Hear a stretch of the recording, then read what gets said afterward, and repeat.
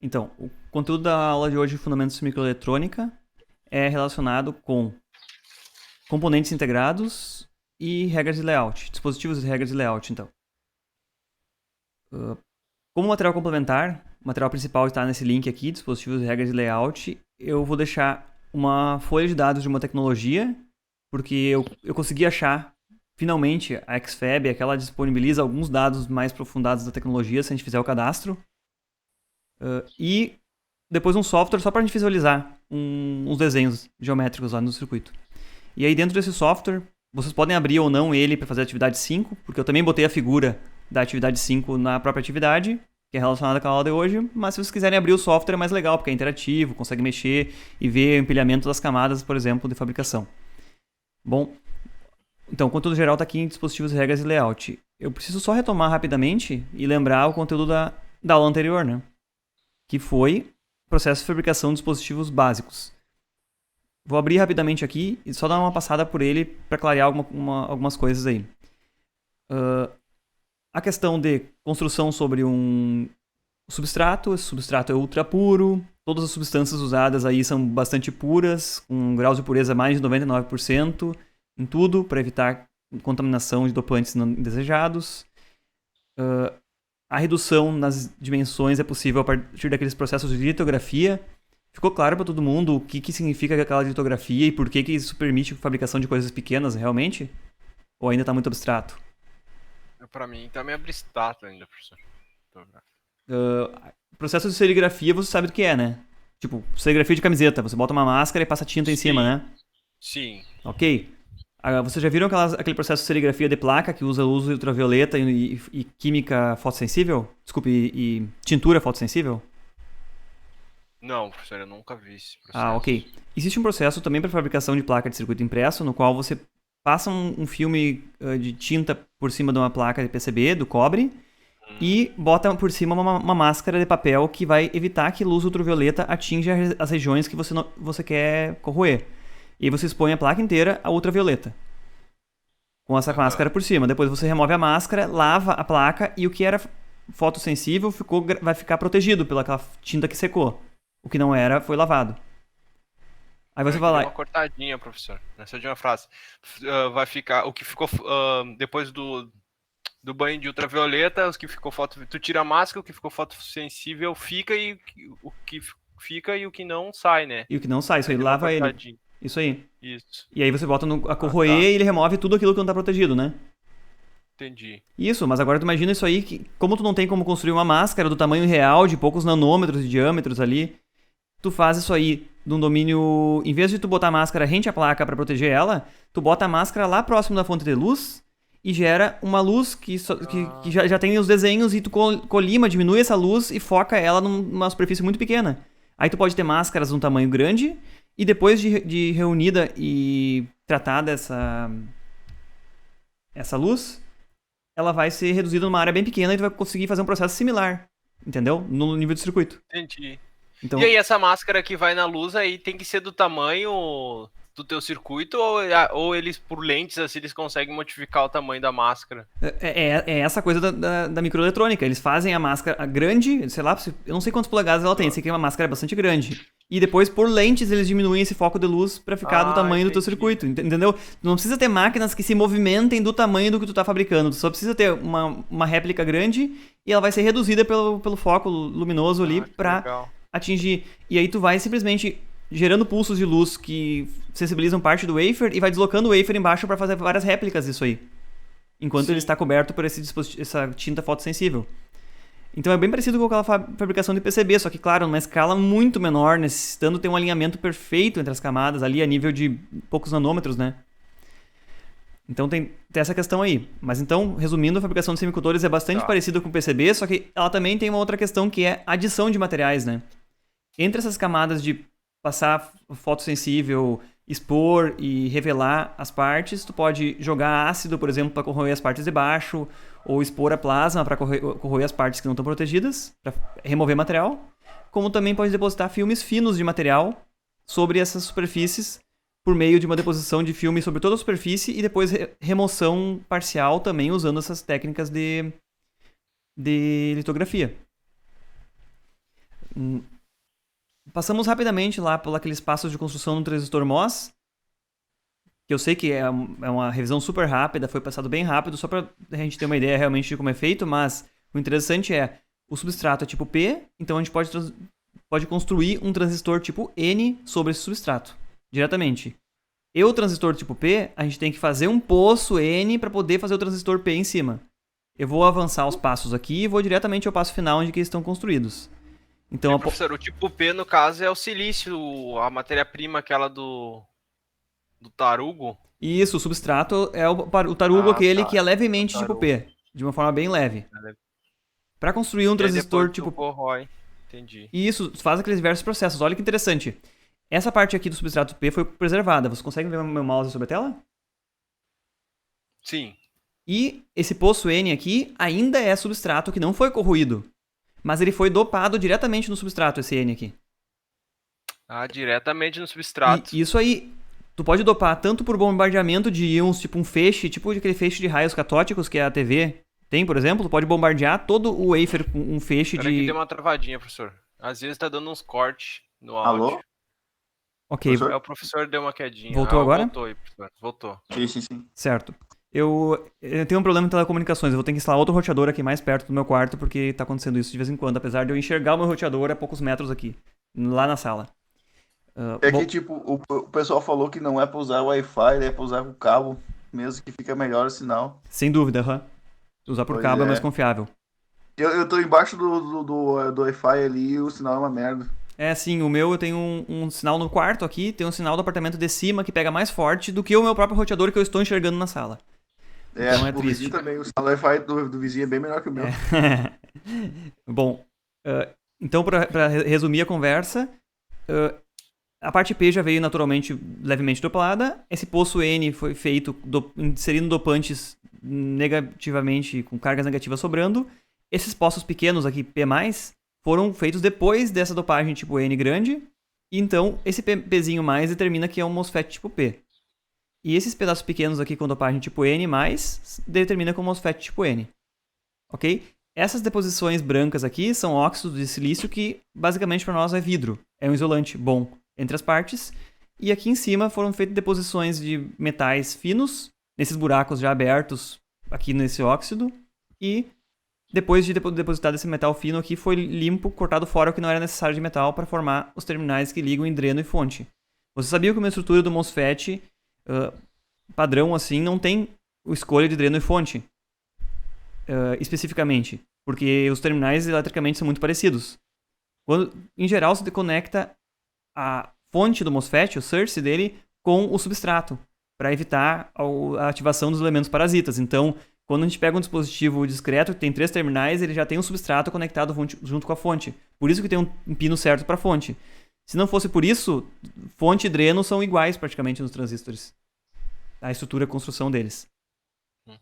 Aí eu mostrei lá uma fotografia de como ficam as camadas de metal realmente. Apesar da teoria elas serem bonitinhas, elas ficam todas cheias de defeitos aí, ó.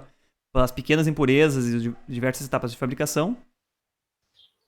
É como uma PCB de múltiplas camadas, só que feita aí com uma espessura de poucos micrômetros. E beleza, essa foi a revisão rápida do conteúdo aquele de fabricação. Só pra gente lembrar o que era fotolitografia e tirar alguma dúvida. Então agora eu vou pro conteúdo relacionado à aula de hoje, realmente, que é dispositivos e regras de layout. Ali eu vi, não sei, eu acho que foi tendo no material do senhor ou algum desses anexos ali que uma placa pode passar até 400 processos, né? Desses de tu empilhando camadas e coisas. Sim, essas camadas de fotolitografia, alternando, né, várias máscaras que tu expõe em parte, revela partes, são diversas. E a gente vai ver no manual, no final da aula eu vou terminar a gente olhando o manual da tecnologia, de uma tecnologia da XFAB, e ela diz quantas máscaras são necessárias para fazer dispositivos diferentes. É bem interessante isso aí. Apesar de ser uma tecnologia bastante simples aquela ali, ela tem uma tabela que diz quantas máscaras a mais vão ter que ser feitas. E aí, professor, esse tipo de tecnologia é as mais de ponta atualmente que tem, que a gente consegue procurar, assim, questão de eletrônica ou não? As tecnologias de fabricação a qual a gente tem acesso às informações, em geral, são tecnologias chamadas mais maduras, que são antigas, lá, sei lá, anos 2000, 2005, por aí. As mais recentes e que conseguem maiores níveis de desempenho e tudo mais, os fabricantes não revelam as informações a não ser que você faça um cadastro com ele e mostre real intenção de fazer mesmo, porque aí eles revelam as informações avançadas que eles têm. Eles não querem que qualquer um tenha acesso, porque por meio dessas informações, diâmetros, dimensões, espaçamentos, tudo mais, tensões de threshold, tu pode estimar os parâmetros realizados para a construção do transistor. Você tem noção de que dá para extrapolar a partir das tensões de threshold do transistor e o tamanho dele, tu pode descobrir qual a densidade de dopantes que tem no silício. Ai, que legal, fazer uma engenharia reversa esse negócio. Engenharia reversa a partir das informações de projeto. Tu não precisa nem o circuito na mão. Tu pega as informações de projeto, os modelos de simulação deles e consegue reverter essas informações. Então eles não querem que isso fique muito disponível abertamente. É bastante difícil conseguir essas informações. Eu até tinha alguns dados, tenho alguns dados de algumas outras tecnologias do tempo que eu trabalhei em projetos e do tempo que eu tinha projetos do G-Micro aqui na universidade, e para qual eles licenciam essas tecnologias e permitem a gente ter acesso, só que eu não posso de forma alguma divulgar essas informações. Algumas delas eu até excluí do meu HD porque eu não posso manter elas depois de eu acabar o vínculo com o projeto. Por quê? Por causa dessa questão de segredo industrial, eles são bastante chatos, de verdade. Por isso mesmo eu procurei muito nessa questão no site do XFAB, aquele mesmo site que eu pedi numa das tarefas que vocês olhassem lá os tipos de dispositivos, explorassem um pouco, eu consegui acesso a essa tecnologia que se chama XU035. Depois a gente vai olhar algumas questões e relacionar com as questões de layout que a gente está vendo. Tá bom? Bem, professor, essa XFAB, ela é mais tipo, tu tem umas ideias, tu pede para eles fabricarem, né? Não que eles produzam algum produto, eles, no caso, são a fábrica, o maquinário, e aí tu manda teu projeto e eles produzem teu CI. Perfeito. É diferente, tipo, da Intel, assim, que a Intel, ele produz uns CIs, tipo, de alta tecnologia, que são os processadores deles, né? Tu não tem como pedir pra Intel produzir alguma coisa pra ti, assim, no caso. Isso mesmo, interpretou certo, é exatamente essa situação. Esses XFAB, eles produzem para qualquer um que tiver um acordo com eles e não tiver nenhuma regra governamental do país onde eles estão instalados proibindo comercialização. Nós podemos ter problemas em pedir projetos para algumas foundries porque pode ser que tenha restrições a brasileiros fabricarem ou estrangeiros fabricarem em algumas foundries por questões estratégicas locais. Mas realmente é isso aí, tu faz o teu projeto, tu entra em contato com eles, diz o que tu quer, eles te dão as informações como estão no site, dos tipos de tecnologia, dimensões e desempenhos. Aí tu faz um contrato ou assina um cadastro com eles, eles te liberam informação geral da tecnologia e te entregam um monte de bibliotecas, tanto de modelos digitais como de modelos analógicos, e tu pode testar tudo aquilo lá. Tu faz o teu projeto, eles te dão todas essas regras de dimensões que a gente vai ver hoje, as regras bem definidinhas. Manda pra eles verificam, fabricam e te mandam de volta o CI. Mas eles não vendem diretamente nenhum produto assim de prateleira. Talvez grandes empresas tipo Infineon, Fairchild, Motorola, tudo mais, eles fabriquem essas foundries, só que isso não vai nem o nome da foundry depois no chip no final. Eles vão lá e botam em cima do chip o nome da empresa que fez o projeto e que é o dono da propriedade intelectual do chip e que vai vender ele. Então tem algumas empresas do tipo... Deixa eu lembrar uma empresa que trabalha com instrumentação, Texas Instruments. Os caras... A gente trabalhou já com microprocessador deles. Microprocessador? Ah, sim. Microprocessador eles vendem comercialmente, mas tem dispositivos deles, tipo, usados nos microscópios deles, os conversores AD, as interfaces de analógicas deles, por exemplo, que são de altíssima tecnologia de ponta, e eles mesmos fabricam os dispositivos e não vendem pra ninguém, só pra botar nos produtos deles. Então tu nunca vai encontrar na prateleira para vender um conversor AD que tem lá no osciloscópio, topo de linha deles lá, porque eles fabricam só para eles. Até na hora que a gente foi comprar, porque a gente comprou do próprio site da Texas Instruments, né? Uhum. Eles pedem para te fazer um cadastro e tu tem que concordar com os termos que tu não vai usar aquilo lá para tipo, desenvolver nenhum tipo de arma ou nenhum tipo de foguete, essas coisas assim. Eu achei bem... Sim, exatamente. Diferente, sabe, esses termos que tu tem que assinar. Tem o mesmo tipo de termo quando for fabricado numa foundry dessas também. Até por um receio de proliferação de armas de destruição em massa. Se tu olhar os termos lá, diz lá, armas de destruição em massa. Beleza. Mas bom, então, por isso que eu estava comentando que existe um certo segredo por trás disso aí, porque tu pode descobrir parâmetros do projeto sem precisar fazer uma engenharia reversa tendo um dispositivo físico, mas só das regras do projeto e dos modelos dos dispositivos que eles estão te fornecendo. E o primeiro passo que um projetista vai fazer é ter contato com as regras de projeto, que são, eu chamei aqui de o contrato entre o designer e o engenheiro de processo. Isso aqui não são só palavras minhas, mas são palavras do próprio... Deixa eu encontrar aqui quem é o cara que fornece esse livro aqui, esse C-Mask Design. E ele mesmo diz isso, as regras de projeto são efetivamente o contrato entre o projetista e o cara que vai realizar o processo lá. Porque se tu não seguir as regras, não vai ser fabricado conforme tu quer. Elas são um equilíbrio entre alcançar maior desempenho, que geralmente é conseguido com dispositivos menores, né? Que são mais rápidos, mais econômicos em questão de energia e de área de wafer para construir ele. E o rendimento de fabricação, porque se tu extrapolar e quiser fazer outros dispositivos sempre muito pequenos, vai chegar num ponto que vão começar a aparecer dispositivos com erros, ou os parâmetros dos dispositivos variam tanto de um para o outro que vai ficar inviável, os seus sistemas não vão funcionar. Essas listas de regras, elas são fundamentadas assim em 3 principais pilares, que são larguras mínimas, espaçamentos mínimos e áreas mínimas de dispositivos. Existem regras adicionais aqui, por exemplo, de necessidade de conexões a algumas camadas em aterramento ou em alimentação. Por exemplo, aquelas camadas lá de fusões, tipo N-Well lá, elas têm que ser ligadas sempre em alimentação positiva ou negativa. São regras também. Não são relacionadas com geometria diretamente, mas são necessárias para que o processo funcione. E outras regras gerais, mas... Gerais não, mais complexas, assim, de padrões, desenho, tudo mais. Mas essas aqui podem se resumir, ó. Largura, espaçamento e área mínima. Isso se refere tanto às mesmas camadas, por exemplo, a gente vai olhar no exemplo, nesse aqui de baixo, ó. Espaçamento mínimo entre 2 metais do metal 1, espaçamento entre 2 metais do metal 2, entre 2 pedaços de difusão, entre 2 pedaços de polissilício, que é aquele silício que não é cristalino, que é depositado depois. Espaçamento aqui entre, acho que vias aqui embaixo, tamanho de um contato e uma difusão. Regras geométricas de forma geral. Elas estão entre as mesmas camadas, como está aqui, e também podem relacionar camadas diferentes, como vocês podem ver esse exemplo aqui do 6 lambda aqui embaixo, que relaciona uma passagem aqui que é um metal 1 com o final de uma difusão N-Well. Vocês entendem por que existem essas relações entre camadas aí? Entre camadas. Tu diz esses espaçamentos, esses tamanhos mínimos aí. Elétrico, não é? Para evitar curto-circuito, essas coisas, não seria isso? Isso, um dos objetivos é esse, mas pensa bem, normalmente a gente pensaria em dimensões geométricas da mesma camada só, né? Do tipo, uma mesma máscara tem tamanhos, a mesma máscara, aquela que vai filtrar a luz, né? Tem dimensões mínimas para serem fabricadas. Então faria muito sentido ter regras em relação às geometrias de uma mesma máscara.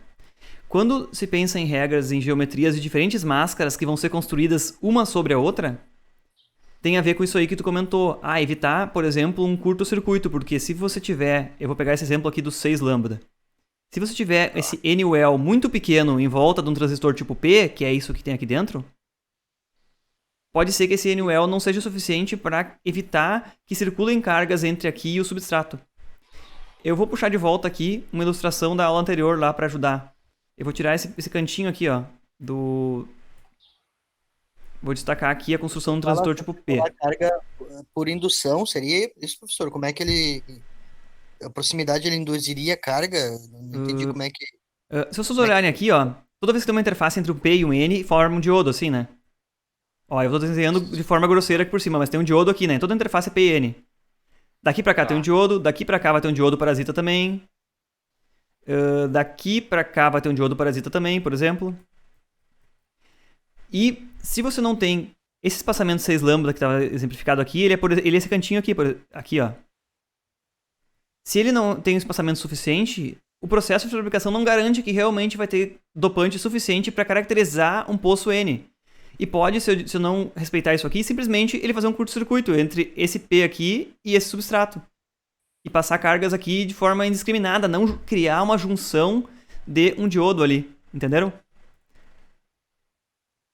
Esses diodos... É bem pelas características elétricas do substrato, no caso. Tipo, tu tem que ter uma quantidade X de substrato para ele representar aquele componente, no caso. Isso, para ele se comportar como sendo um diodo, tu tem que ter um certo número de cargas jogadas aqui, uma determinada dopagem, né?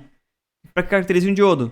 Entre todas as interfaces P e N vão ter diodos parasitas e outros dispositivos, mas se fizer ele muito pequeno ou esse espaço não respeitar um determinado limite, vai ocorrer, por exemplo, essa não formação bem determinada de um poço N aqui e não vai aparecer esse dispositivo parasita. Então, esse PMOS vai estar curto-circuitado com o substrato. Espera que deu uma travadinha no seu áudio aí, professor. Ok. Esse finalzinho ali. Desculpe, se não respeitar essa regra, então pode ocorrer esse curto-circuito. Por exemplo, aquela regra dos 6 lambda lá, entre essa difusão tipo P mais forte aqui e o próprio substrato, por não formar suficientemente esses diodos parasitas aqui nessas interfaces. Da mesma forma, outras coisas, por exemplo, isso aqui, ó, esse 2 lambda aqui, diz o quanto o gate, deixa eu ver, isso aqui é um gate, só deixa eu me identificar bem, isso aqui é um gate no transistor, essa barra aqui no meio, tem que se estender além da região ativa dele, pro lado. Essa vista superior aqui, ela tá perpendicular à folha, a essa vista que nós estamos vendo ao lado aqui, né? Uhum. Então, seria uma dimensão na profundidade da tela aqui, que a gente não enxerga, esse 2 lambda.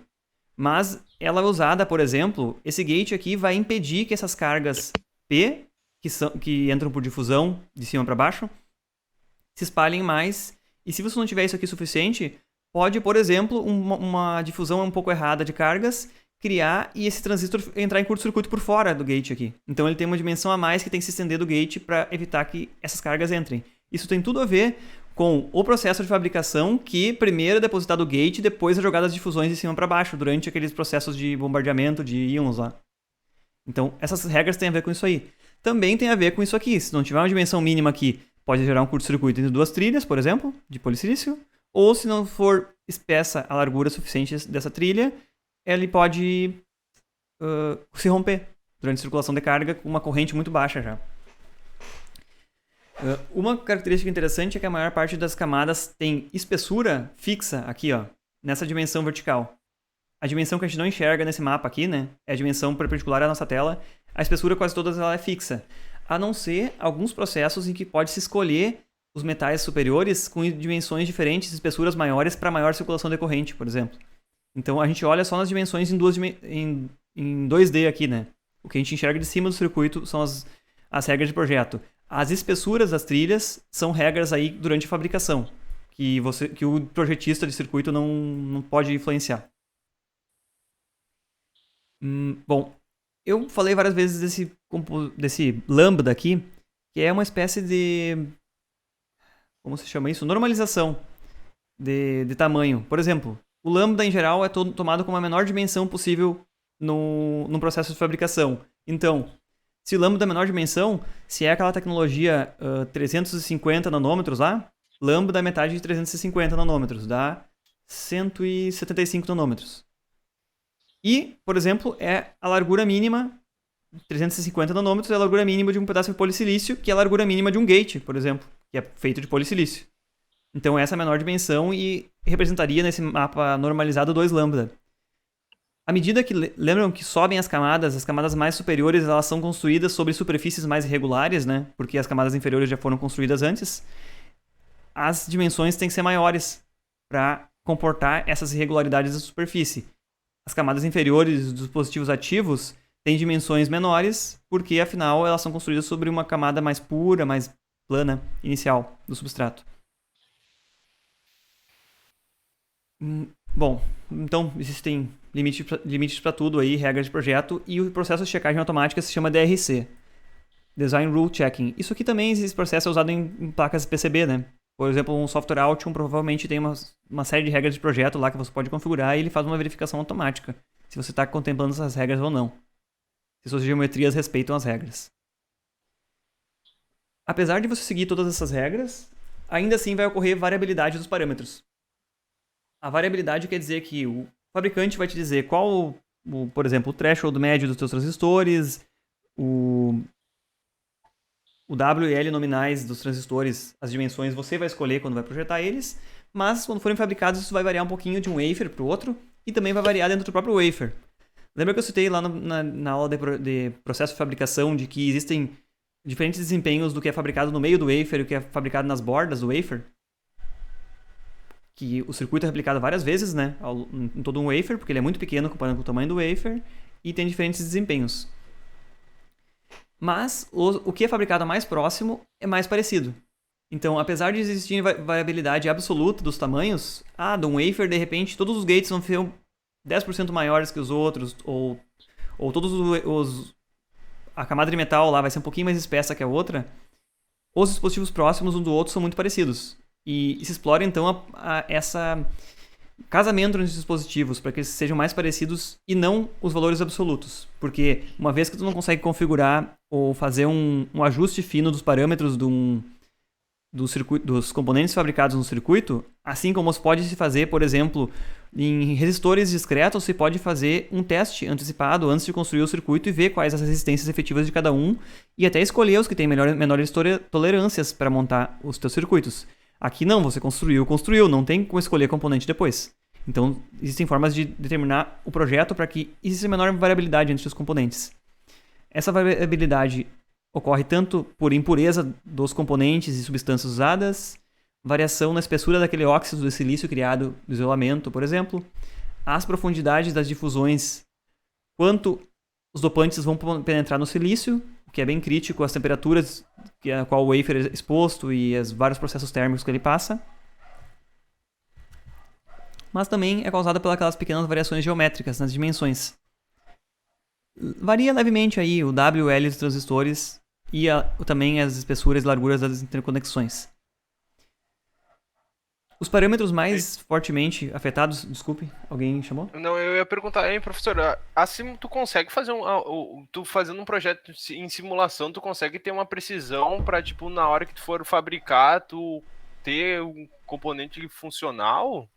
Porque, como o senhor falou ali, tu não pode fazer modificações depois. Como que tu vai ter um projeto que funcione e aí, na hora depois da fabricação, ele não vai demonstrar defeito? Ok, eu também tinha a mesma dúvida, eu também ficava muito indignado achando que tudo tinha que ser testado na prática, né? Mas sim, a indústria de semicondutores puxou toda a tecnologia de modelagem e simulação para um limite fantástico. Eu vou mostrar aqui embaixo algumas simulações logo em seguida sobre a variabilidade, como isso é considerado no projeto. E o mais interessante é, os modelos são, assim, ó, uma fidelidade absoluta.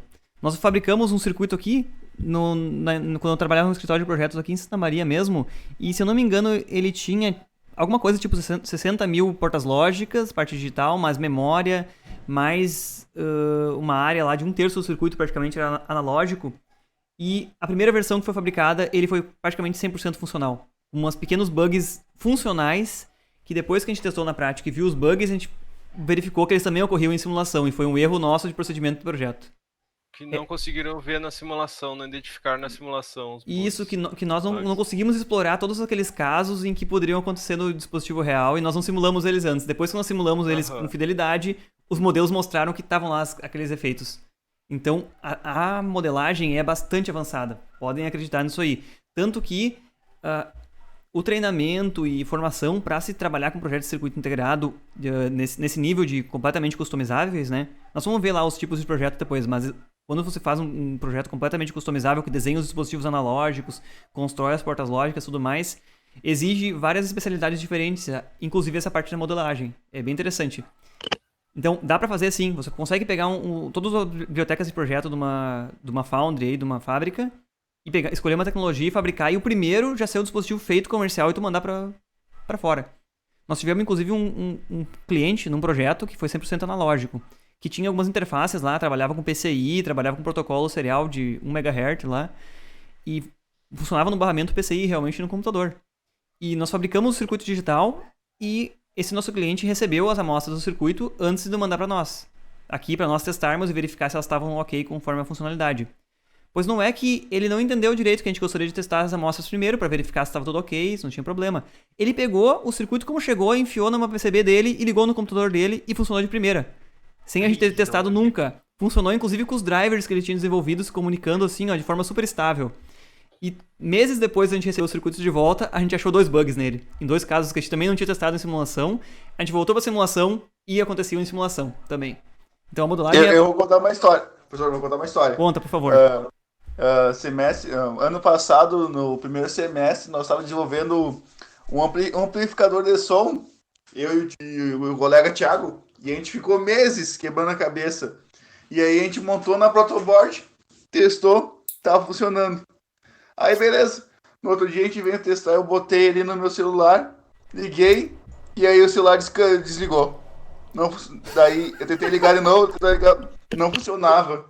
Aí eu olhei pra ele, mas como, Thiago, você testou ontem, tá funcionando? E ele, eu não sei, Pia. E aí eu perdi 3 mil reais. Cara, sério, teu celular. Ah, Aham. queima a placa. Teimoso.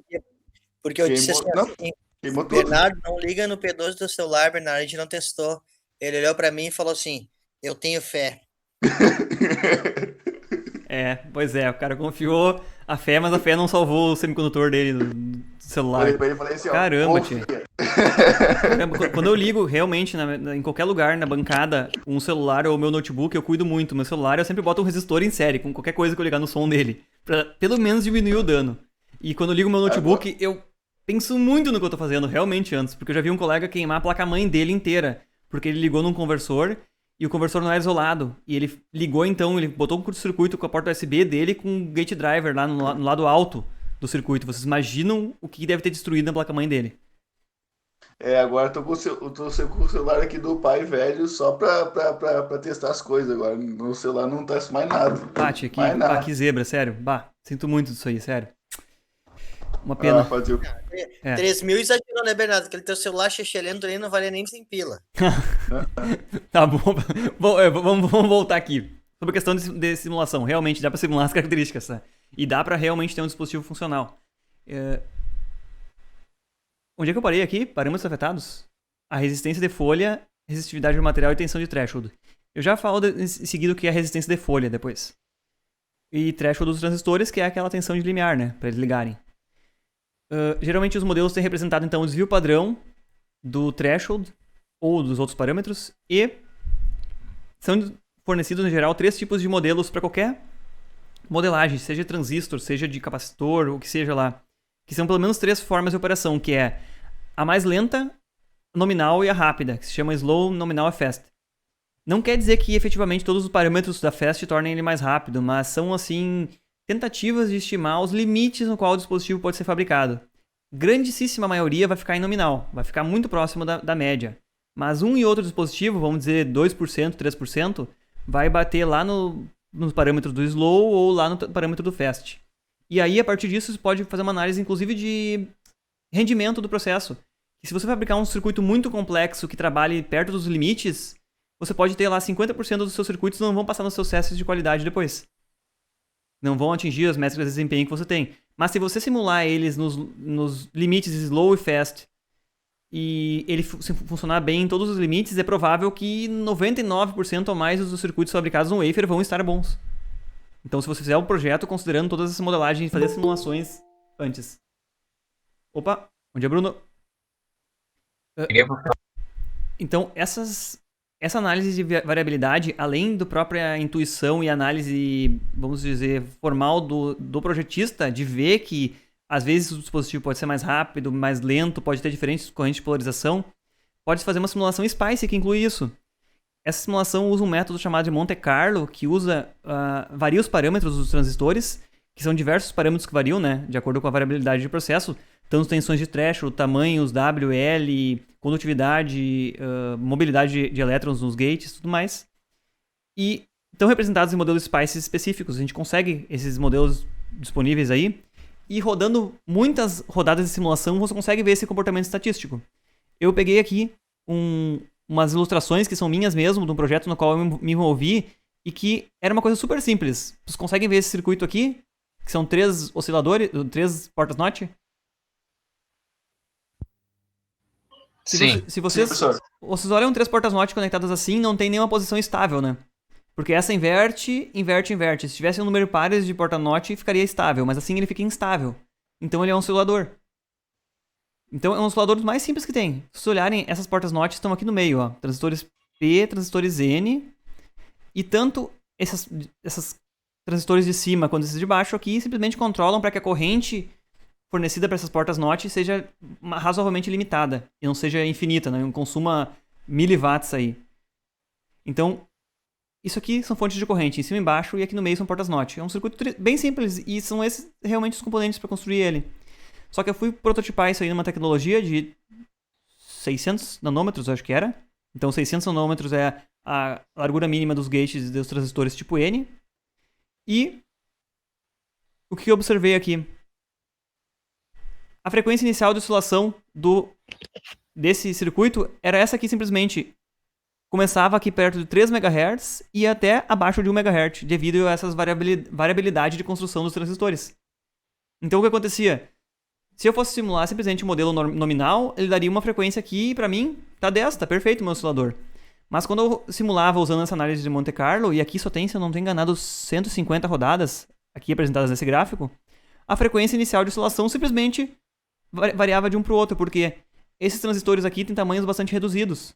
Porque quanto maiores eles, maior é a corrente que vão consumir para uma determinada frequência de oscilação. Então eles são bastante pequenos. E isso fazia com que a variação dos parâmetros deles desse frequências diferentes de oscilação, simplesmente.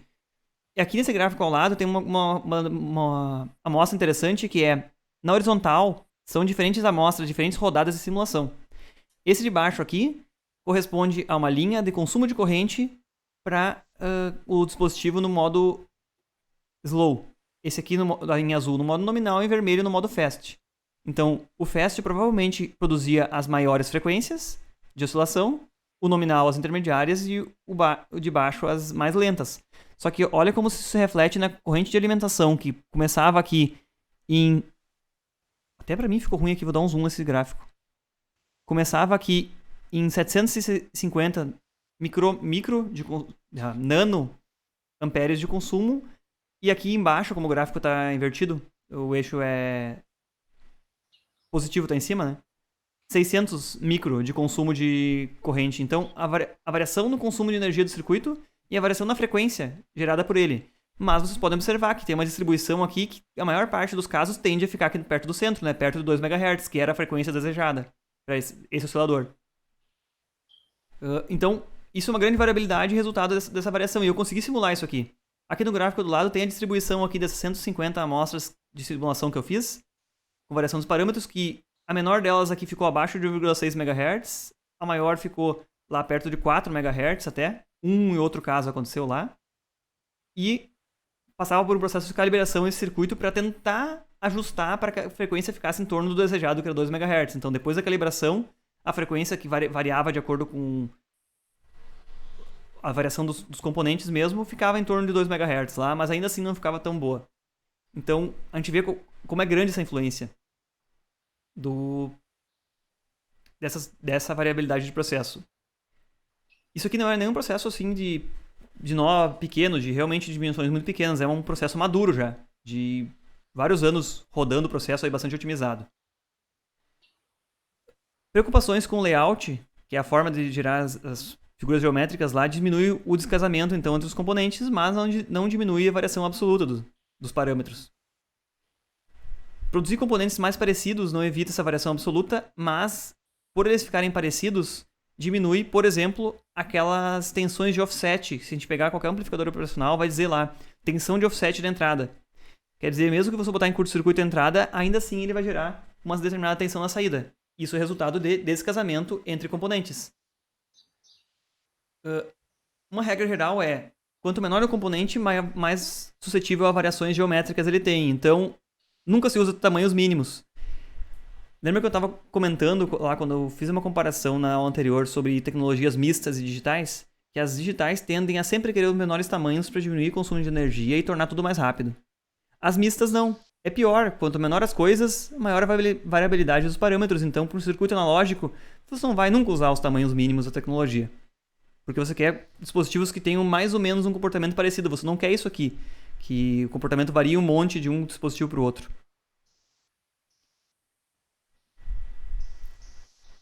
Dois métodos são utilizados principalmente para fazer esse casamento entre dispositivos, que são fabricar eles geometricamente interdigitados. Por exemplo, se eu tenho um resistor A e resistor B e eu quero que eles sejam muito parecidos, eu preciso, por exemplo, do amplificador operacional lá que as resistências de dois braços sejam parecidas, eu fabrico eles com partes alternadas aqui, ó. Fracionei em 3 partes e o A é composto desse A1 mais o A2 mais o A3. A variabilidade na construção dos resistores, da resistência deles, é muito maior do que a variabilidade da resistência dos fios interconectando. Então, os fios não são tão críticos assim. Não vão representar tanta diferença da resistência. Mas os resistores vão variar bastante. Se eu construir eles assim, de uma forma simétrica, todos muito próximos, o A1 e o A1 e o B3 vão sofrer influências parecidas, o A2 e o B2 influências parecidas, a A3 e B1 parecidas também, mesmo que tenha uma diferença de dopagens e de deposição de materiais um pouco leve aqui de um para o outro, eles estão muito próximos e são muito parecidos, então. Expandindo isso aqui para 2 dimensões, existe essa outra formação que é tipo cross-quad. Eu achei essa ilustração com esse nome, mas é uma espécie de interdigitação também. Em vez de construir 2 transistores aqui para 2 braços diferentes do circuito, transistor A e transistor B, QA e QB, eu construo 2 para formar o Q1 e 2 para formar o Q2. E eu boto eles no formato de cruz, aqui se vocês observarem. Esse transistor do lado de cá, ele está formado pelo Q1A e Q1B. E o Q2 do lado de cá é formado pelo Q2A e Q2B. Assim, essas variabilidades vão mais ou menos se equilibrar entre os componentes. Não só dividido em 4, mas isso aqui pode ser encontrado dividido em 8, 16, formando quase como matrizes, para que realmente esses dispositivos sejam fabricados e o transistor NPN resultante aqui seja muito parecido com o resultante aqui. Outro recurso também é formar dummies. Dummies são dispositivos bobos construídos em volta só para que não tenha influência de componentes externos nesses aqui. Vocês podem imaginar que se de um lado dessa estrutura eu montar um resistor e do outro lado eu botar um pedaço de metal, por exemplo, ao longo do processo de fabricação eles vão ter influências um pouquinho diferentes dos tipos de químicos que atacarem e tudo mais dos dispositivos que estão do lado de cá ou do lado de cá.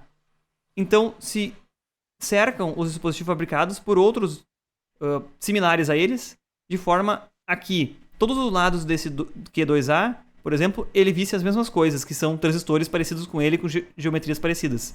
E esses outros dispositivos vão ocupar maior área, mas vão garantir que esses principais que são interconectados sejam praticamente todos iguais, muito mais parecidos. Então isso aqui é uma forma de lidar com diferenças entre dispositivos. Bom, alguma dúvida ou questionamento com relação a isso aí? Eu sei que a gente pulou fora do conteúdo aí, falando um pouco sobre modelagem também, né, e simulação, mas é para ter uma ideia geral sobre essa questão de variabilidade e regras de projeto. Até aí, ok? Só tenho 2 dúvidas aqui. Sim. A probabilidade de defeito dessa fabricação desses CIs, ela é muito baixa. Como o senhor falou ali naquela, eu acho que era uma foto de um microscópio, de um CIzinho, de um chipzinho. Tu disse que pelas impurezas eles podem ter defeitos ou ranhuras, essas coisas. Isso aí não pode causar, tipo, defeitos no CIs? Tu tem, tipo, uma viabilidade, tipo, que nem tu disse, tu tem 99% de pureza, né, nos materiais que tu usa. Então tu tem 99% de certeza que o CIs que tu produziu vai funcionar? Seria assim, mais ou menos assim? Os níveis de pureza do que é usado tem que ser muito superior. Eu me expressei como 99%, mas adiciona uns 4 ou 9, pelo menos, na minha estimativa aí, a mais. Então 99,9999. Vamos dizer que as impurezas que vem aí são em menos de uma por milhão de unidades aí. Então todos os produtos são muito puros. Essa variabilidade aqui, ela é relacionada com essas pequenas diferenças de impurezas. Da mesma forma que se tu pingar se tu derramar uma solução qualquer sobre o wafer, ela vai, mesmo que for durante meio segundo, ela vai expor uma parte do wafer um pouco mais de tempo sobre aquela substância química da outra parte, né? Então, é isso aí a variação paramétrica. A outra coisa são aquelas falhas destrutivas, realmente. Olha, eu precisava ter uma trilha construída e teve uma grande falha ali e uma trilha não foi conectada. Então, o teu circuito realmente ficou destruído, né? Ele não funciona, né? Tu não interconectou 2 sinais digitais lá dentro, tu perdeu o circuito inteiro, ele não vai funcionar, né? Sim. Então, realmente, existem essas falhas destrutivas em que os componentes não funcionam. E aí tu realmente vai perder aquele item daquele wafer. Tem as duas coisas, tu pode tanto analisar, fazer um teste funcional depois de construído e ver se está dentro dos parâmetros que tu quer a construção do teu circuito, mas também tu pode perceber que alguns não vão ser funcionais absolutamente nada, então tu vai realmente perder. As foundries têm um processo de qualidade muito avançados para garantir que é tudo muito bem controlado, as condições todas, para que tu tenha um rendimento pelo menos 95% dos seus componentes. Mas, ainda assim, se tu usar dimensões que não são as mínimas, dispositivos maiores, né? E usar esse tipo de recurso de layout, conhecendo todos os efeitos, tu vai aumentar o teu rendimento do circuito. Tu pode chegar perto de 100% sim, porque na Foundry não vão acontecer erros do tipo cair um fio de cabelo em cima e destruir um monte de amostra do teu circuito lá. porque elas são ambientes muito limpos, mas elas ainda assim estão sujeitas a essas pequenas variações paramétricas que elas caracterizam nos modelos elétricos delas, né? Entendi, já tem todo esse controle já para evitar esse tipo de defeito daí. Exatamente, para diminuir a variabilidade e evitar esses efeitos catastróficos que vão destruir o negócio. Não vai ficar próximo da variação. Não, ele vai se destruir realmente. Se cair um fio do cabelo no meio do processamento do wafer, acabou. Joga fora todas aquelas amostras que estão embaixo. Isso realmente acontece. Quebra, assim, danifica o negócio. Por causa do peso do cabelo, assim, digamos assim. Eu não sei se... Eu não sei se mecanicamente ele é tão sensível, mas talvez... Claramente, se tu tiver um fio de cabelo e expor a ultravioleta, aquele fio de cabelo vai tampar dezenas de componentes, né? E já não vai sensibilizar da mesma forma, né? Entendi. Seria a contaminação química mesmo. Tanto química, de entrar em substâncias que não deveriam estar ali, como mecânica mesmo, de ter um cabelo bloqueando parte da luz, por exemplo. Um cabelo esfregou a superfície e parte daquele elemento fotorresistivo lá foi removido onde não poderia ter sido removido. Pronto, vai passar por um processo de etching lá, de corrosão, e vai destruir um monte de circuito que não deveria ter sido atingido. Todos esses tipos de... Então, essa indústria, ela é suscetível a erro de todos os lados, né? Então tem que ser realmente muito bem feito o controle de qualidade. De tudo. Entendi. Tu tinha um outro questionamento, Marcos? Tu comentou ali? É mais uma conclusão. Ali que o senhor falou, eu tava vendo o negócio da FabX ali, ele fala bastante em modelo SPICE. Esse modelo SPICE, no caso, é tipo uma bateria de testes que tu bota o componente... Me desculpa, eu não falei que era modelo SPICE, eu também comentei isso, né? Modelo SPICE é um modelo que tem diversos níveis de complexidade diferentes. Quando você simula no PSIM, você tem um modelo lá de transistor que só liga e desliga, né? Aquele lá é o modelo mais simples. Sim. É só uma resistência quando tá ligado e um circuito aberto quando tá desligado. À medida que tu vai botando mais características elétricas no modelo do teu dispositivo elétrico, entram nessa modelagem que é bem comum, acho que tem mais de 50 anos de idade já, que é o modelo SPICE, que modela de forma matemática os diversos efeitos e regiões de operação dos transistores, diodos, capacitores, tudo. É um modelo elétrico de simulação. E eles agregam também a modelos SPICE de maior complexidade, acho que é a versão 3.3, se não me engano, para cima, essa questão de variabilidade da largura do transistor, variabilidade de profundidade de difusão, todas essas aí, para que quando tu rode aquela simulação de Monte Carlo, as várias rodadas que tu faça, o circuito tenha variações paramétricas leves entre uma rodada e outra.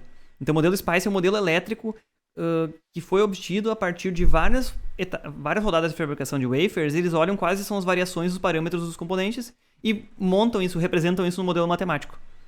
O LT SPICE, que é o sumador elétrico, aquele que eu inclusive sugeri que vocês usassem em telecom, né? Ele aceita modelos SPICE. Isso é bem legal, porque a gente consegue ver a maior parte desses efeitos, apesar de que eu não sei se o LT SPICE faz a análise de Monte Carlo. Se fizer, eu vou tentar descobrir como fazer. É bem interessante. Mas, entendeu? É um modelo matemático, realmente, o SPICE.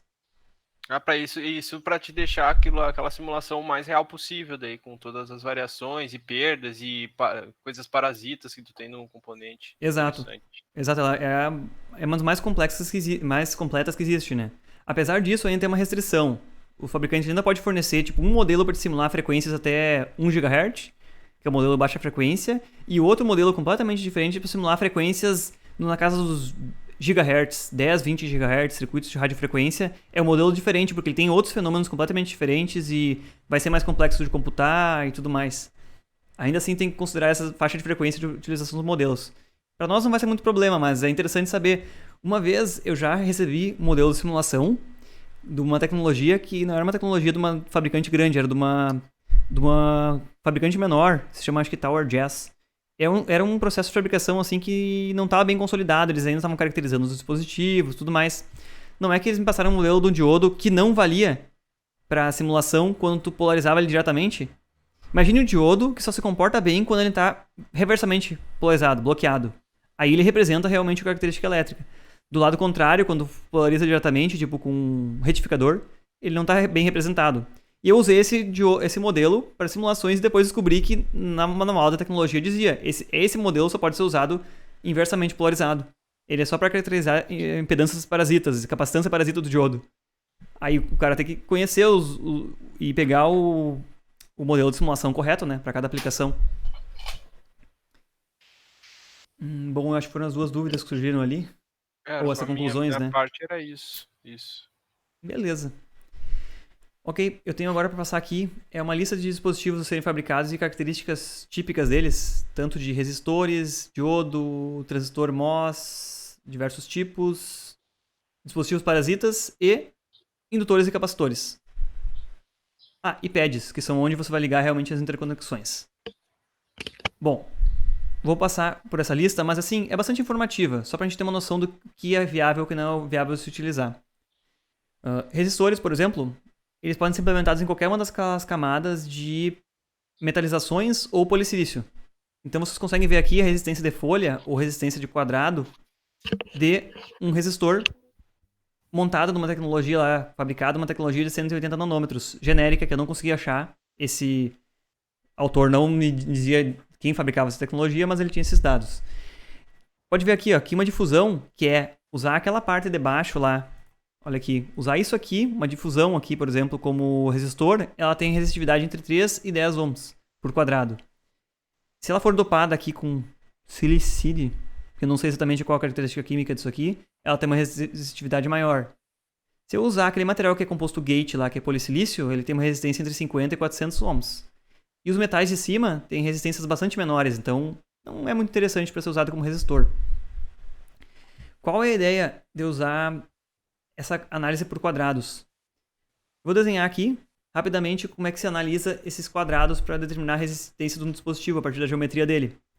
Se eu pegar um quadrado desenhado aqui, ó, desse tamanho aqui, e medir a resistência entre essa interface... Vocês conseguem ver o meu desenho aqui? Sim, professor. Conseguem? Ok. Obrigado pela confirmação. Se eu quiser medir a resistência entre esse quadrado de material, entre essa interface aqui e essa aqui, vamos supor que é um quadrado, ficou quase um retângulo, mas é um quadrado aqui. Eu vou medir ele vai ter exatamente a resistência de folha, que diz aqui. Tem uma grande variabilidade de processo aqui, né? Mas vamos dizer que a gente sumiu 50 ohms aqui, daqui pra cá. Se eu ir lá e construir um quadrado grande, que tenha também a mesma altura e a mesma largura, e medir também a resistência entre os dois extremos dele, por ainda ser o quadrado, ele vai ter a mesma resistência. Porque afinal ele tem a mesma espessura, é o mesmo material, e tem o mesmo, ele é tão mais largo quanto mais longo. Então o quadrado vai ter sempre a mesma resistência. Isso fica claro mais ou menos para vocês, que vocês conhecem de dispositivos eletrônicos? Mais ou menos. Mais ou menos. Talvez vocês não confiem no que eu estou dizendo, mas acreditem. Isso aqui, geometricamente, como aqui tu tem uma determinada largura e comprimento, a resistência aumenta com o comprimento e diminui com a largura. Se você aumentou proporcionalmente, e você medir os dois lados, vai ter a mesma resistência a qualquer quadrado do mesmo tamanho, do mesmo material. Sendo que a espessura, que é a dimensão que a gente enxerga, é a mesma sempre. Entenderam? Tá certo. Tá, agora Sim. como é que eu pego uma forma complexa, que eu vou desenhar uma forma qualquer complexa aqui. Vou desenhar uma forma qualquer, eu gostaria que ela estivesse preenchida. Caramba, não sei usar. Não sei usar o Paint, mas cadê o preenchimento disso aqui? Fio. Aí o baldinho, professor. Não dá pra usar o baldinho. Ok, ele não desenha previamente já preenchido. Se eu quiser ter uma geometria qualquer assim, ó. Por exemplo, eu vou desenhar uma coisa aqui bem chata mesmo, cheia de cantos. Eu quero saber qual é a resistência efetiva que vai ter entre essa ponta aqui do fio e essa ponta aqui. Quantos ohms tem aqui? Supomos que ela é de polissilício também. Eu vou e divido em quadrados. Legal. Ó, eu vou desenhar com uma outra cor por cima. Aqui tem um quadrado. Aqui tem outro quadrado. Aqui tem outro quadrado. E eu vou fracionando em quadrados. Ah, diagonal. Um triângulo é aproximadamente 1/3 da resistência de um quadrado. Isso é uma regra geral, mas podemos achar a modelagem mais perfeita. Mas supomos que um triângulo é aproximadamente 1/3 de resistência entre essa interface aqui e essa interface aqui. E eu vou desenhando outros quadrados. Quadrados, quadrados, quadrados, quadrados. E vocês entenderam que eu posso seguir essa lógica e fracionar todo ele em quadrados, né? E triângulos. Então, por essa análise simplificada, eu conto quantos quadrados tem. Ó, cada quadrado desse aqui vai ter, vamos dizer, 50 ohms. Então, 50, 50, 50, 50. 1, 2, 3, 4, 5, 6, 7, 8, 9, 10, 11. Mais 1/3, mais 1/3. 11 e 2/3. 11,6 quadrados aproximadamente nesse meu desenho aqui, aproximado. Eu multiplico esse 11,6 pela resistência de folha do material que eu usei nele. Eu tenho a resistência total desse caminho. É uma análise bem simplificada e vocês podem usar inclusive em PCB para estimar a resistência de condutores. Por isso. Então essa trata da resistência de folha.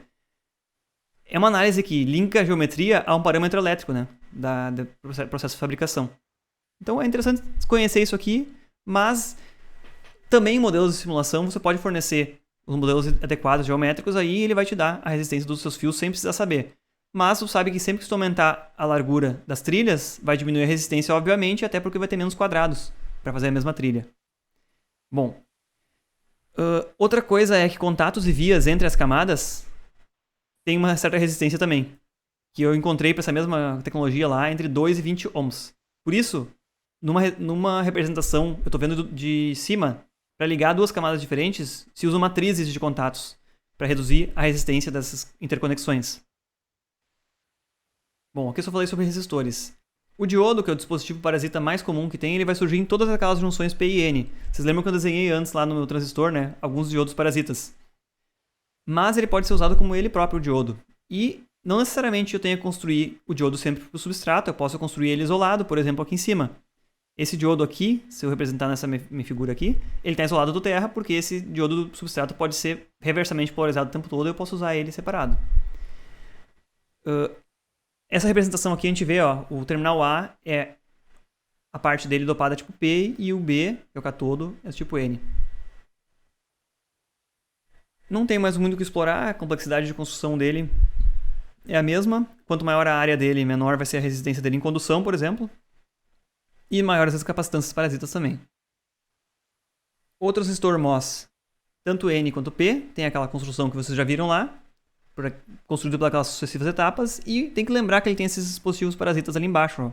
Os diodos, mesmo que não estão representados, tem também entre todos os componentes. Aqui o transistor tipo P, se vocês forem ver, ele já está sobre o substrato N. Que naquela outra ilustração, eu tinha uma difusão N antes, mas é a mesma construção, no mesmo dispositivo. Esses dispositivos parasitas resultantes do latch-up podem ser ativados por uma condição não intencional, como uma descarga eletrostática, por radiação mesmo, ou por um simples descuido por não polarizar corretamente esse poço N-well e essa resistência ficar bastante grande, ou não estar suficientemente conectada em VDD por um caminho confiável, e durante a operação do circuito ele entrar em condução e fazer um curto-circuito franco na alimentação do circuito, que isso pode ser inclusive destrutivo a nível físico. E a única forma de se recuperar esse circuito, a operação, caso ele não seja destruído, é remover completamente a alimentação e ligar ele do zero de novo. E esse fenômeno do latch-up é terrível em circuitos integrados, pode acontecer sempre, não tem como evitar. E tem essas medidas aí de garantir a polarização correta do substrato e dos poços para evitar. Existem inclusive normas internacionais sobre práticas para evitar latch-up em diversos tipos de componentes aí. Em geral, os dispositivos comerciais que a gente compra já tem um projeto razoavelmente confiável para evitar isso aqui.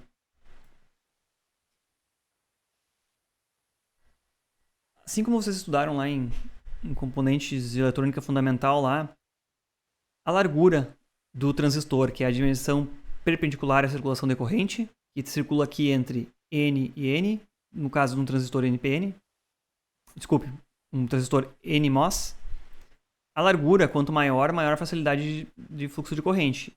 E o comprimento do canal é essa dimensão a qual ele tem que atravessar. Nós podemos analisar a influência desses parâmetros por esses gráficos simples aqui, que mostram aumento da tensão de gate, VGS, com o W. Quanto maior o W, menor é essa resistência uma vez em condução. Maior a corrente conduzida.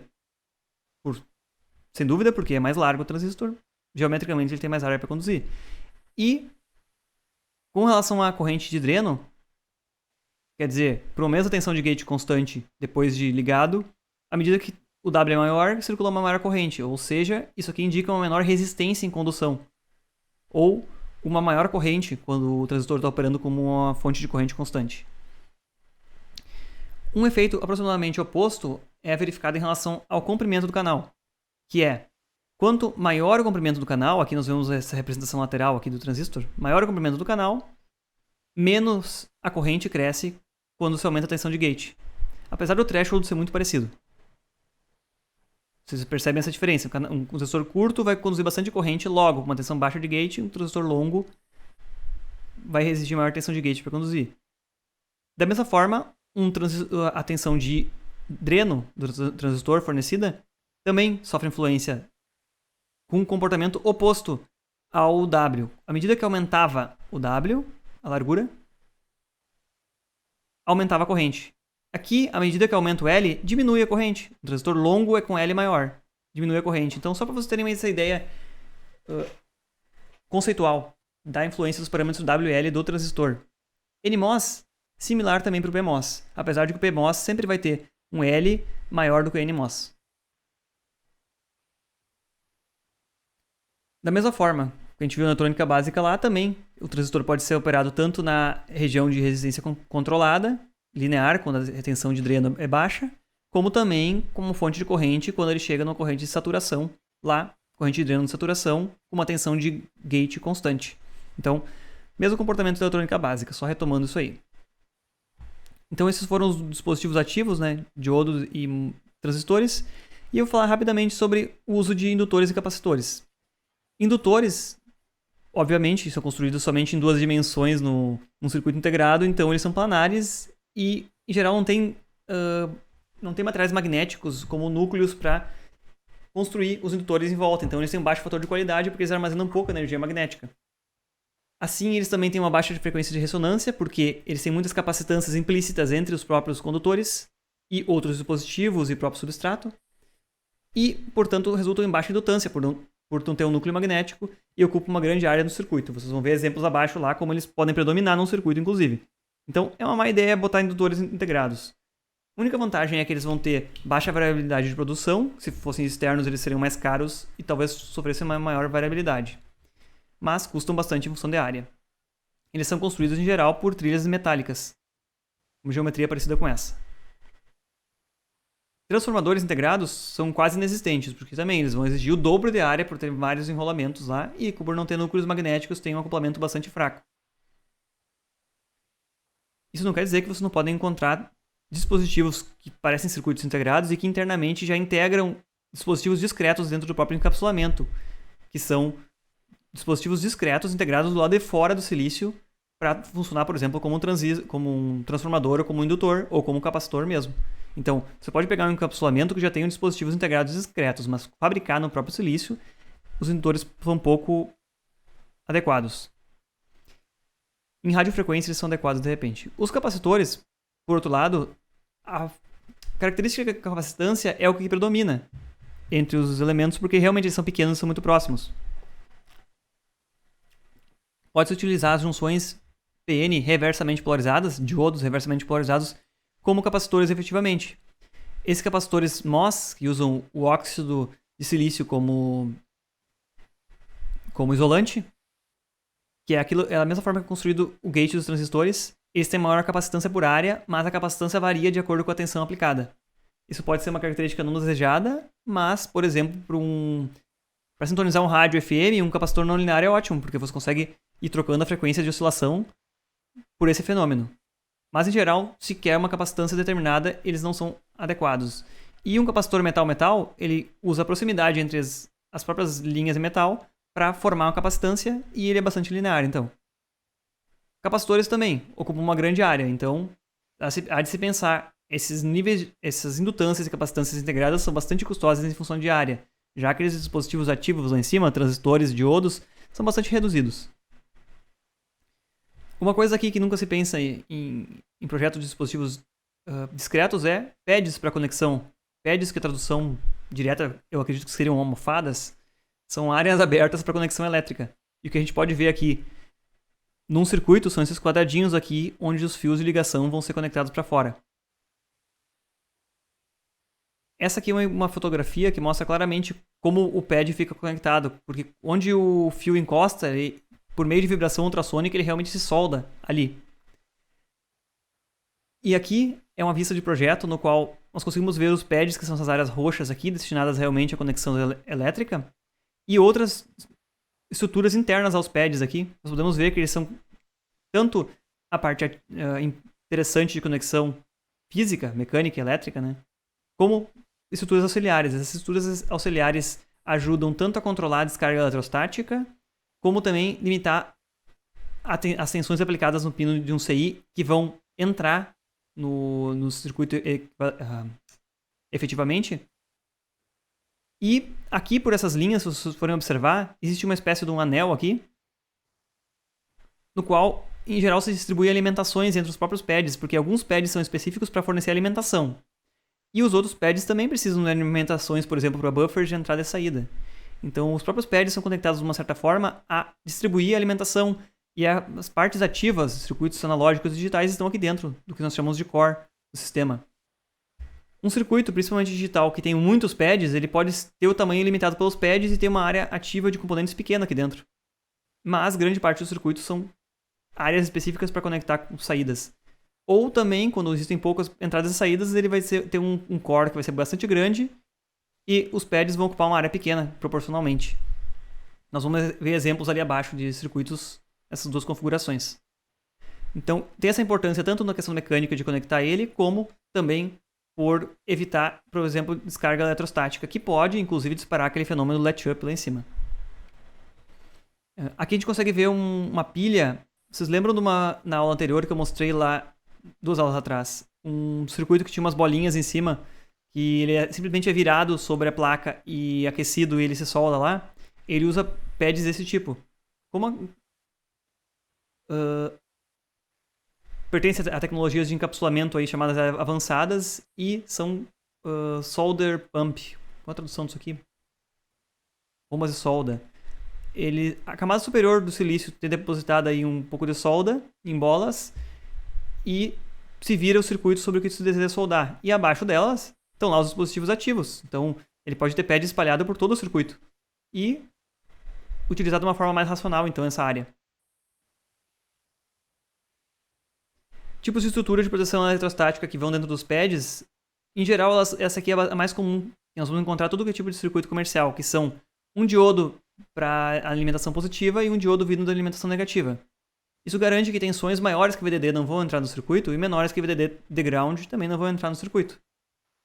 Mas se houver uma descarga eletrostática tanto com uma tensão positiva quanto negativa, vai ter um caminho para conduzir essa carga excessiva para as linhas de alimentação e ground, que são geralmente linhas com capacitâncias grandes. Mas também essas linhas podem ser alimentadas ou protegidas por um circuito de grampeamento desse tipo aqui. Que quando subir a tensão a mais do que um limiar definido, esse transistor M3 entra em condução e evita que a tensão da alimentação suba muito mais. A gente pode identificar claramente essa estrutura aqui, o tipo de estrutura de proteção eletrostática em dispositivos comerciais, porque, em geral, as tabelas que dão limites de operação, elas indicam tensões máximas e mínimas dos pinos. Alguns pinos que podem não ter esse tipo de proteção eletrostática, eles podem ter limites de tensão aceita nos pinos maiores do que a alimentação. Então, essas estruturas todas praticamente são construídas próximo às entradas e saídas, que são esse anel de pads aqui, exatamente para que essas altas tensões e descargas aí não entrem para os componentes internos, que são muito mais sensíveis. É muito pouco provável que uma descarga eletrostática ocorra mecanicamente por uma conexão aqui dentro, diretamente. Então, elas sempre vão vir por pinos externos. Então, realmente, é só nesse anel externo que a gente precisa ter proteções contra descargas eletrostáticas. Aqui embaixo eu trouxe agora 3 ilustrações de circuitos. Esse circuito aqui é um circuito comercial que tem aproximadamente 1 mm por 1 mm. E são um conjunto de portas-NOT, simplesmente. É um circuito antigo lá. Essa tecnologia aqui, eu não lembro agora de estimar qual a tecnologia, mas é uma tecnologia muito já madura, eu acredito, dos anos 70 até mesmo. Isso aqui a gente compra ali no Miro Componentes. A sujeira que está por cima aqui é resquício do encapsulamento que foi queimado. Mas a gente pode ver claramente aqui os pads, vocês veem aqui o tamanho deles. E essa tecnologia é tão grande, as dimensões delas, que isso aqui foi observado num microscópio óptico, simplesmente. A gente consegue ver os pads aqui e consegue seguir a partir da numeração dos pads, que inicia num pad diferente. O pad número 1 do encapsulamento é geralmente o redondo, vocês conseguem ver aqui. Então, se eu olhar no datasheet do componente, olhar o pad redondo e ver qual é o 1 do encapsulamento, eu consigo rastrear a funcionalidade de cada um deles, seguindo, deixa eu lembrar agora se é sequência horária ou anti-horária, mas isso aqui é olhando o circuito de cima, então a gente consegue imaginar esse die colado sobre o encapsulamento e ver qual a sequência de pinos.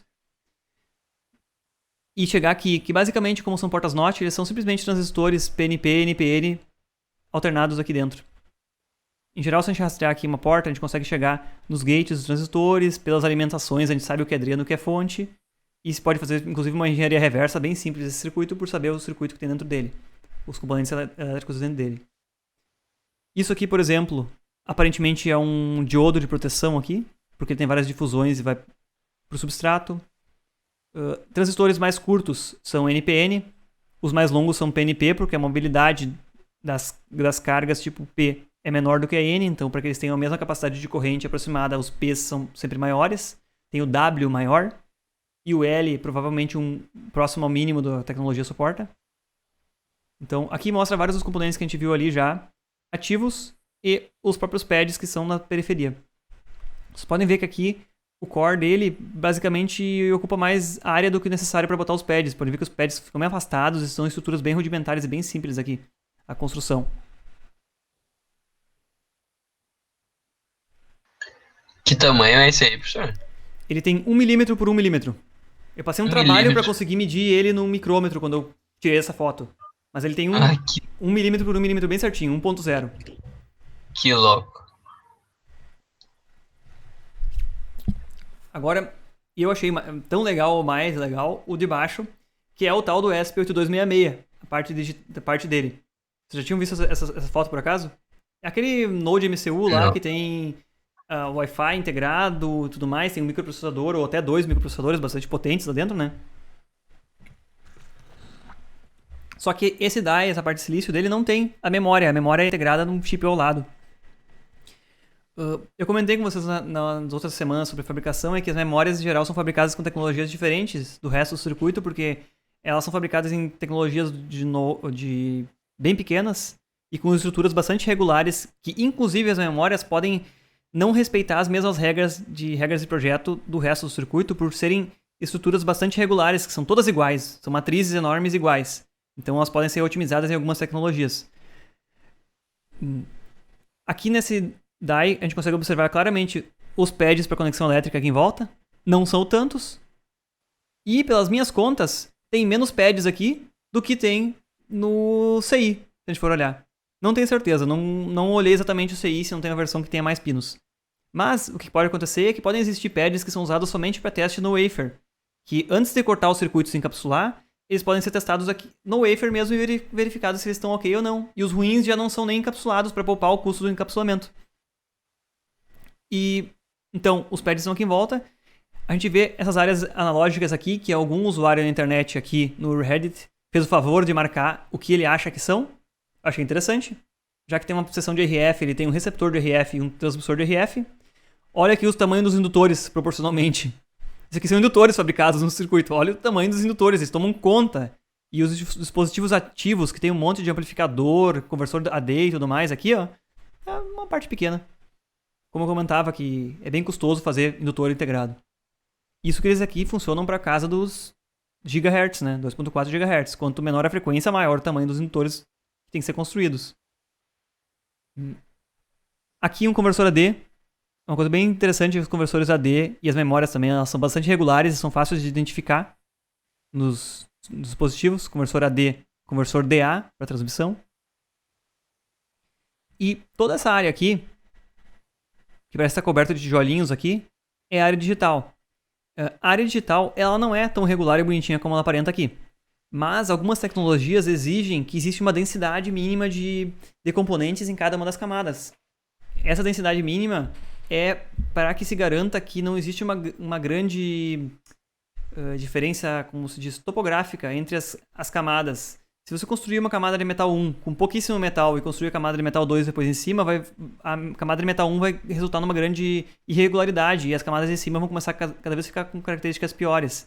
Então, em geral, depois de construído o circuito digital, depois de projetado, os espaços extras são simplesmente preenchidos por metal extra, não conectado em nada, só para garantir essas densidades mínimas de metal. Então, acreditem, aqui embaixo tem um monte de porta lógica e todos aqueles microprocessadores e tudo mais lá estão aqui embaixo escondidos.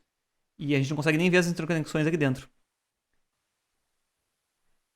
Bom, isso aqui do ESP8266, né? E tem um outro aqui, outro exemplo que eu achei mais legal, que tá para ver mais partes do circuito, inclusive que é o ESP32. Aqui a gente pode ver como a parte digital predomina. Eu vou ter que até diminuir o zoom na tela aqui para conseguir enxergar tudo. provavelmente vai dar aliasing aí, a visualização dessas células aqui por estar mudando o zoom. Quem faz telecom ali viu o que é. Então aqui, ó, a parte analógica já é bem menor no circuito e a parte digital realmente toma conta. Mas, de novo, tem poucos pads para a quantidade de porta lógica que tem aqui no meio. Vocês podem observar bem.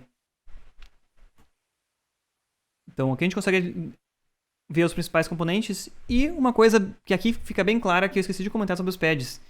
Eles também formam, pela própria justaposição dos pads um lado do outro, um anel externo aqui, se vocês forem observar. Uma linha bem fina aqui em volta. Que é basicamente uma linha composta de todos os metais, se eu não estou enganado, e todas as camadas possíveis que formam um anel externo que não tem conexão elétrica com nada. E também, externamente, a máscara tem um determinado caminho aqui que deixa aberto para que seja iniciado aquele processo de corte e que dê uma certa sustentação mecânica para que ele não quebre aqui. Então, o silício é realmente bastante suscetível a ataque mecânico e estresse mecânico, tanto que, quando for tirar a foto aqui, o circuito anterior eu botei uma ponta de uma caneta em cima e quebrei ele e trincou todo o vidro dele. Eu tive que pegar o outro. Então ele é bastante suscetível a quebrar. Então aqui em volta, ele tem toda uma estrutura em volta dos pads para criar um ponto de maior resistência mecânica e quando esse die for quebrado, for separado do resto do wafer, ele fica inteiro, não perca nenhum pedacinho. Bom, aí a gente conseguiu ver os 3 tipos de circuito e alguns componentes deles. Eu vou convidar cada um a abrir individualmente agora o arquivo que está na página principal do Moodle da disciplina aqui, que é a folha de dados da tecnologia XU035. E aqui a gente consegue visualizar uns quantos dados da tecnologia aí. É uma tecnologia de 350 nanômetros. O 0,35 tem a ver com isso, que é 0,35 micrômetros, né? A dimensão mínima. E ela tem opções aí otimizadas para sinal misto e tem dispositivos que suportam até 700 volts. Isso aqui é uma tecnologia bastante excepcional. Em geral, não tem dispositivos de baixa tensão e de alta tensão juntos. Mas isso aqui é bem interessante. Você pode, inclusive, fabricar um controlador para flyback ou buck todo integrado, toda a parte digital, com tudo que você quiser dentro. Aqui ele resume de uma forma geral a faixa de temperatura de operação dos componentes que vai poder conduzir, as tensões de bloqueio e RDS on, resistência em condução on dos seus dispositivos que você pode construir,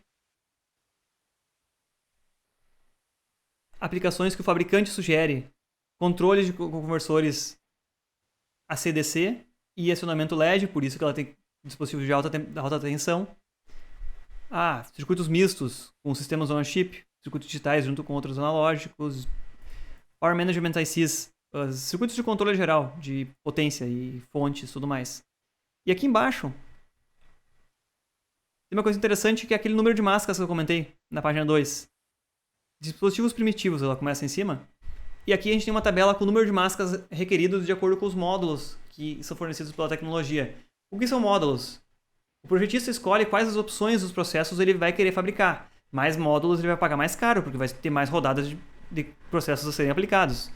Mas aqui, a gente vê que o módulo básico, que tem dispositivos de 5 volts, já tem 13 máscaras de saída. Fabricar os dispositivos básicos lá. Poucas camadas de metal é basicão. À medida que a gente quer dispositivos melhores, a gente vai botando módulos a mais. Aqui tem um resumo do que são os módulos. NMOS de depleção, polissilício de alta resistividade para fazer resistores integrados, polissilício de super alta resistividade, ultra high voltage MOS, aqueles dispositivos de altíssima tensão lá, MOS que suporta 400 volts ou MOS que suporta 700 volts, tem módulos diferentes. Só que esses aqui, como provavelmente eles requerem esse módulo anterior, eles não têm máscaras adicionais. Eles vão ser uma opção ou outra. Mais abaixo tem lá capacitores metal isolante metal, aqueles capacitores lineares de boa, com capacitâncias altas, capacitores com metal 3 no módulo. Esse processo só tem 2 metais naturalmente, então é bem difícil fazer um roteamento nele. Mas tem um processo a mais para a camada 3 e processo de ultra high voltage, metal para ultra high voltage para isolamento mais alto. Aqui existe uma série de tabelas que dizem aqui, tem módulos que pode ser que bloqueiem os outros, não seja possível combinar. E o que nos importa que são as regras básicas de tamanhos. Lá, ó. Aquela regra lá, tamanho mínimo de poço, mínimo largura de 1.6 e espaçamento de 1 micrômetro. Olha o tamanho, tá falando em casa de micrômetros, o tamanho dos poços. Quer dizer que toda vez que eu tiver um transistor PMOS, eu vou ter no mínimo a largura de 1,6 micro e o espaçamento entre dois transistores PMOS que eu quero separar, 1,1 micro. Aquela medida que dá, afinal, o nome da tecnologia, menor medida do sistema, 0,35 micrômetros para a largura do gate, entre um gate e outro 0,45, e aqui tem várias regras de projeto básicas escritas. Depois que você contrata a empresa, aí ela te dá um arquivo de regras de projeto completo, que tem muito mais regras do que aqui. Aqui a gente pode ver, ó, distanciamento naquele metal de ultra alta tensão, que eu falei que tinha um módulo lá em cima, 3 micro. Isso já é parte de dimensões bastante grandes, né? Para garantir exatamente o isolamento entre os metais. Aquela ilustração que eu mostrei antes de dispositivos isolados vinha exatamente dessa tecnologia aqui, ó. Como construir um dispositivo de MOS isolado vinha exatamente daqui. E, basicamente, eu sugiro que vocês deem uma olhada nesse manual por vocês vão ver esses conceitos lá. Aqui, ó, tá aquela opções de processos lá, usando esses diversos módulos diferentes de fabricação e como é a sequência de fabricações e o que pode ser incluído ou não por módulos adicionais ou no módulo básico.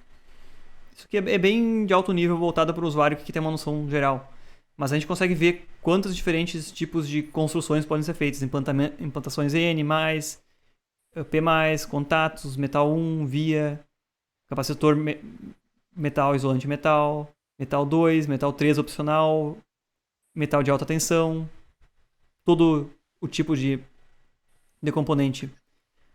Ei, professor, o que eles querem falar com esses módulos? Que eles dizem módulo disso, módulo daquilo? Ok. Módulo é assim. Tipo, os componentes, são passos de processo requeridos para construir alguns componentes. Eu quero construir um componente de alta tensão. Por exemplo, eu quero construir um transistor que suporta 700 volts mesmo. Eu vou ter que, no mínimo, pegar o módulo básico e provavelmente pegar algum tipo de módulo adicional aqui que seja, eu acho que... Deixa eu subir lá em cima. Veio na descrição que dizia lá. Módulo... No mínimo, o módulo básico e o módulo MOS 700? ESD e MOS 700, provavelmente algum desses aí. Mas aqui, agora eu lembrei de uma coisa, já que tu me comentou isso aí, é bem importante mostrar essa tabela aqui no final. A tabela no final aqui tem descrito os dispositivos elétricos que podem ser fabricados e quais os módulos que requerem. Olha só, com o módulo básico, que é o MOS 5, tu pode fabricar transistor de 5 volts, transistor isolado de 5 volts, NMOS, PMOS, de 20 volts. Deixa eu correr para a tabela de baixo. Transistores de 20 volts, 40 volts, tudo com módulo básico. Se você quiser construir um dispositivo aqui embaixo que suporta 400 volts, você vai precisar do módulo básico e mais o UHV-MET e o MOS 400. Entendeu? É opções a mais que tu vai pagar, porque vai aumentando o preço do processamento do wafer, quanto mais módulos tu quiser, porque ele vai passar por diferentes etapas realmente. E aí, aqui tem a lista de dispositivos que tu pode fabricar e quais módulos tu vai ter que comprar para poder fabricar aqueles dispositivos. Entendi. Aqui também tem... Na FabEx, aquela ali, nos serviços deles, eles vendem por pacotes de módulos, né? Se tu quiser um CI mais robusto, tu tem um pacote de módulo que tem mais condições de tensão e de isolamento, essas coisas. Eu vi que é assim, mais ou menos, que eles apresentam os serviços deles, né? Sim, exatamente. A um mais alto nível, é assim, tu olha lá, existem pacotes, né? Mas tu pode individualmente selecionar isso aí. Se eu quiser fazer um circuito digital simples, mas que tem uma porta que suporta 400 volts, eu escolho o módulo 400 volts lá e o core básico de 5 volts. E aí eu posso usar esses dispositivos aqui, os DMOS de 400 volts, que tem modelos SPICE específicos para eles, né? Aqui do lado, já que vocês são da área da eletrônica, talvez interesse um pouquinho. Olha que interessante aqui, ó. Aqui eu consigo ver quantos quiloohms por micrômetro vai ter esse transistor quando fabricado, olha só. 400 volts de bloqueio, 100 quiloohms por micrômetro. Tá, se eu quiser um transistor de 1 ohm, então eu tenho que ter 1 kiloohm em condução, eu vou ter que ter 100 micrômetros de largura para ele reduzir proporcionalmente, né? Se eu quiser um resistor, um transistor que quando ligado ele tenha 0,1 ohm, eu vou ter que ter mais de 1000 micrômetros de largura, quando fabricados. Então, a gente pode ter uma noção de que, olha só, quanto maior a tensão de bloqueio, para ter a mesma resistência em condução, eu também vou ter que aumentar o tamanho do transistor. Então, daqui a pouco eu vou ter um circuito que vai ter metade dele ocupado por um transistor só, se eu quiser ter uma resistência em condução baixa. Vocês conseguem acompanhar essa tendência, né? Ó, transistores com maior tensão de bloqueio, e também os PMOS, sempre em relação aos NMOS, o PMOS sempre tem maior resistividade. Os NMOS de menor tensão têm maior condutividade, e de maior tensão já tem uma resistência maior implícita. Aqui você pode estimar qual a largura do transistor para conseguir uma determinada resistência em condução, ou também qual a área que você vai precisar ter. Bom, por essa tabela aqui você já consegue ter uma noção de qual a área do seu circuito se você quiser ter uma determinada resistência com aqueles transistores de alta tensão lá. E, deixa eu ver o que mais tem aqui embaixo. Transistores de depleção, da mesma forma, uma estimativa de quantos micrômetros tu pode passar por ele, de acordo com a largura do transistor, em micrômetros também. E tensão de bloqueio, não tem dispositivos passivos. Ah, eu não tinha reparado que tinha isso aqui. Aqui, legal, ó. A resistência de folha, aquela que eu falei. Se tu usar uma difusão P como resistor, ela tem 140 ohms de resistência de folha. Se tu usar uma difusão, um poço N como resistor, ele tem 1140 ohms por folha, por quadrado. Olha, já fica bem mais interessante. E, deixa eu para baixo se não tem resistores de pole. Outro tipo de resistor que eu posso construir também, 950 ohms por quadrado. Se eu pegar aquele módulo lá que tem a resistividade ultra alta, 11 kΩ por quadrado, aqui eu consigo fazer resistores de verdade. Agora começou a valer. Mas eu vou ter que pegar um módulo adicional, né? Não tem com o módulo básico. Aqui tem um módulo XR Poly. Se eu pegar o polissilício do módulo comum, só tem 43 ohms por quadrado. Então aqui a gente consegue casar características elétricas que a gente quer nos dispositivos com os dispositivos que vão ser fabricados e com os tipos de metais usados, no caso. E eu sei o que eu tenho que pedir para o fabricante. Ó, eu quero fazer o processamento do meu wafer com esse módulo, com esse módulo. O que mais eu tenho aqui embaixo? Capacitores. Aqui, capacitância por micrômetro quadrado. Olha que legal isso aqui, eu não tinha reparado que tinha esse dado aqui. Então, se eu construir um capacitor entre M1 e M2 e polissilício, com o módulo básico, eu tenho 160 femtofarad por micrômetro quadrado. Bah, é muito pouco. E outra que dá pra fazer, né, com capacitor, né? Como? É pouquinhas coisas que tu consegue fazer com os capacitor, né? Porque é muito baixinha a capacitância. É, mas aí tu pode usar técnicas que usem, tipo, quando tu quer fazer um filtro, por exemplo, tu pode usar uma técnica que cria uma altíssima impedância e usa um capacitor pequeno para conseguir um filtro passa-baixa, ou algo assim. Se tu quer um filtro passa-baixa de 1 kHz, tu não precisa fazer um resistor de centenas de quiloohms e um capacitor de vários microfarads para fazer esse passa-baixa. Tu pode ter algumas técnicas, mas mesmo assim, capacitores são custosos se tu for olhar por área, né? Bastante complicado. E aí cada um deles, ó, de acordo com o módulo que você pegou para construir ele, eles têm tensões máximas que você pode aplicar neles também, né? Por causa de isolação, por causa de romper as junções, por exemplo. Então também tem diferentes capacidades. Vamos ver aqui o que mais tem. Ah, todas as características de diodo. Meu Deus, tem bastante informação aqui até. Tem até diodo Zener, se tu pagar por um módulo específico, ó. Pode construir o teu próprio diodo Zener de 5.8 volts integrado. Tu pode construir um diodo Schottky com módulo também, um módulo básico. Eu não sabia disso aí. Bem bom esse diodo, olha só. 0,21 volts de threshold só. Bom.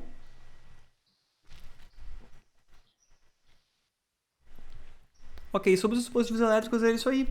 Eu deixo de curiosidade realmente vocês olharem esses módulos aqui e verem isso aqui, porque efetivamente esse é o meio do campo. Tu olhar a tecnologia e decidir o que tu vai querer no teu circuito e escolher a tecnologia e os módulos de acordo. Eu não preciso pegar uma tecnologia de ponta para fazer um circuito misto e que tenha todos esses componentes aqui. Isso aqui vocês poderiam fazer vários microcontroladores nessa tecnologia. Vocês poderiam fazer microcontroladores com regulador de tensão integrado, com oscilador integrado e um microcontrolador que só tem que botar um capacitor do lado de fora e ele funciona muito bem. Com essa tecnologia, é uma tecnologia madura e não é tão caro o processamento também, né? Já que eu falei de tecnologias, então, e digital... Uma dúvida rápida. Sim, claro. À vontade. Hoje, quantas camadas eu consigo fazer numa mesma placa, assim? Num limite máximo que eu consigo? Eu já vi 10 camadas. Num processo de fabricação desses? Isso. Deixa eu olhar no conteúdo da aula passada, eu inclusive botei lá uma ilustração de de um dos processos e que eu não sei se não tinha 11 camadas, algo assim. Eu vou abrir aqui o Moodle e nós já olhamos juntos. Mas eu sei que dá pra fazer mais do que 10 camadas já, de metal. Ô, Thiago, ali no JED os caras estavam fazendo os componentes ali das lâmpadas de alta frequência em 5 camadas já, cara. PCB, né? PCB. E eles, tipo, eles mandavam fazer tudo lá na China, cara, e via bem rápido até. Sim, aquele projeto que eu falei lá, que tinha um circuito integrado lá, que os clientes testou antes da gente testar ele, funcionou direto. Se eu não estou enganado, pra ser mais rápido o projeto, ele pegou uma fabricante que fazia 12 camadas da PCB. E aí o projeto é bem... Aí pode usar o roteamento automático, aí é bem rápido fazer PCB, não tem muita briga, porque tem camadas sobrando, né? Pra rotear. Imagina um PCB de E eu 12 me camadas. matando fazer 2.